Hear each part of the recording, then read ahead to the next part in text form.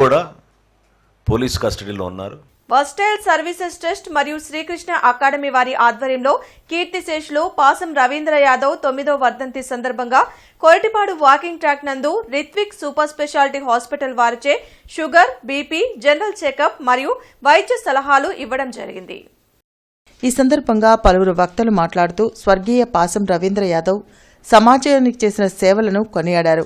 BC మహాజన రాష్ట్ర అధ్యక్షులు ఉగ్గం సాంబశివరావు మాట్లాడుతూ పాసం రవీంద్ర యాదవ్ బడుగు బలహీన వర్గాల శ్రేయస్సుకై, అభ్యున్నతికై జీవితాంతం పాటుపడ్డ నిగ్గర్వి, త్యాగశీలి, మానవతావాది అని అన్నారు.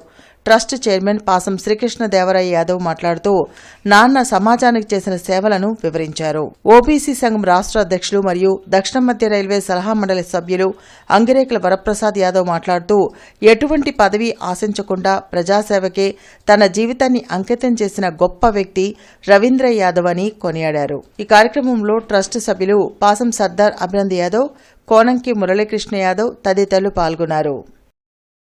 పాసం వెంకటేశ్వరరావు గారు గుంటూరులో మున్సిపల్ మరి కౌన్సిలర్గా సేవలు చేసి మరి సర్దార్ బిరుదు అందుకున్నటువంటి మహనీయుడు.